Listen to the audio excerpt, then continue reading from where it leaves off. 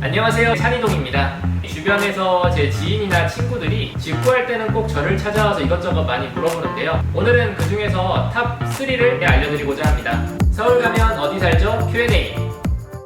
서울 어느 지역에서 사는 게 좋은가요? 서울에서 어느 지역 살면 좋겠냐고 물어보면서 그 다음에 항상 물어보시는 게 어디가 제일 싼가요?를 많이 물어보세요. 이 질문은 되게 답변 드리기가 어려운 게 딱히 어느 지역이 싸다 라고 말씀드리기가 되게 어렵습니다. 싼 만큼 당연히 교통편이 불편하거나 치안이 안 좋은 경우들도 많고요. 그리고 무엇보다도 그 한 동네 안에서도 싼 집과 비싼 집의 차이가 아주 큽니다. 그래서 핵심은 내가 살고 싶은 지역 내에서 저렴하고 좋은 집을 구하는 게 중요하다고 할 수가 있죠. 서울에서 지역을 정할 때에는 그 지역 내에서도 어느 동에 가냐에 따라 완전히 다른 동네가 되거든요. 그래서 지역을 정할 때는 반드시 어느 동에 살 건지도 정하시는 게 좋습니다. 가서 보시는 게 힘드시다면 카카오 맵에 로드뷰를 사용하시면 마치 자신이 걸어다니는 것처럼 보실 수 있으니까 참고해주세요.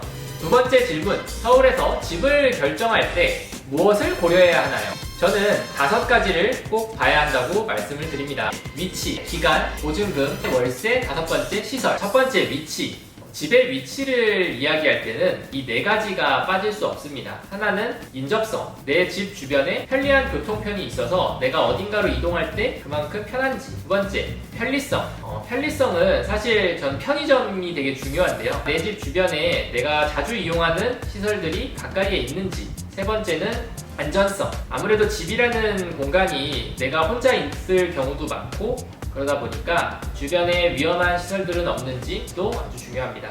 마지막은 정숙성인데요. 대부분 낮에 집을 구하는 경우가 많잖아요. 그런 경우에는 사실 확인하기가 되게 어려운 경우가 많은데 밤이나 아침 시간에 얼마나 조용한지가 나의 삶의 퀄리티를 좌지우지한다고 해도 과언이 아닙니다. 두 번째, 계약 기간. 이러한 기간에 따라서 당연히 계약 조건도 달라질 수 있고요. 발생할 수 있는 문제는 2가지입니다. 하나는 내가 좋은 조건의 집을 계약하기 위해서 너무 긴 기간 계약을 해서 중간에 해지가 어려운 경우 있을 수 있고요. 두 번째는 내가 계약 기간을 너무 짧게 잡아서 좋은 집을 계약하지 못하는 경우가 있을 수 있습니다. 그래서 자신이 원하는 기간에 맞춰서 집을 구할 수 있는 요령이 꼭 필요합니다. 세 번째, 보증금. 서울에서 집 구할 때 보증금 너무 비싸서 걱정이시더라고요. 서울은 비싼 만큼 관련된 대출 상품이나 제도들이 잘 되어 있어요. 직업이 없어도 혹은 소득이 낮아도 3,500만 원에서 최대 1억까지도 대출을 받을 수가 있고요. 그리고 보증금 관련해서는 2가지를 좀 유의하셔야 되는데요. 첫 번째는 보증금이 너무 비싸다고 마음에 드는 집을 포기하지 않기. 보증금이 비싼 경우에는 월세를 좀 조율을 해서 집을 계약하는 방법도 있고요. 그리고 보증금이 좀 싼데 월세가 부담스러운 경우에는 보증금을 좀 더 올리고 월세를 낮추는 방식으로 집주인과 조율하는 방식도 가능합니다. 마지막, 시설. 풀옵션과 무옵션으로 나누기도 하고요. 창이나 채광, 소음이 얼마나 차단되는 차음성, 이런 부분들을 주로 보시면 되겠는데요. 내가 단기간 사는 집 같은 경우에는 아무래도 풀옵션이 더 좋겠지만 1년 이상 장기간 거주하는 집 같은 경우에는 어느 정도 비용을 들여서 집에 들어가는 집기들을 스스로 장만해서 사는 게 훨씬 더 저렴하다고 보실 수 있습니다. 자, 먼저 원룸. 어느 지역을 가나 원룸은 쉽게 보실 수가 있으실 거예요. 특징이라고 한다면 아무래도 선택지는 많지만 1년 이상의 계약 기간을 요구하는 점과 중개 수수료가 30만 원 이상으로 발생할 수 있다는 점 감안해 주시면 좋을 것 같습니다. 두 번째, 고시원. 원룸만큼이나 익숙한 주거 공간이죠. 특징이라고 한다면 기간에 제한 없이 머물 수 있는 점, 그리고 그 지역 내에 있는 월세보다 30% 이상 저렴한 가격으로 구할 수 있다는 점이 좀 특징으로 들 수 있을 것 같고요. 세 번째, 공공임대주택. 정부에서 공급하는 주택인 만큼 주변 시세 대비 70% 정도 저렴한 가격으로 공급이 되는데요. 그렇다 보니까 경쟁률도 치열하고 신청부터 입주까지 시간이 2달 이상 소요된다는 점, 그 결정이 랜덤으로 된다는 점에서 사실상 신청에 많은 제약이 따릅니다. 예전에는 임대주택 관련된 정보를 접하는 게 사실 되게 어려웠는데요. 요즘엔 이런 정보들을 수집을 해서 편리하게 제공해주는 다양한 앱 서비스들도 생겼으니까 앱스토어에서 임대주택을 검색해 보시면 필요한 정보를 어렵지 않게 얻으실 수 있습니다.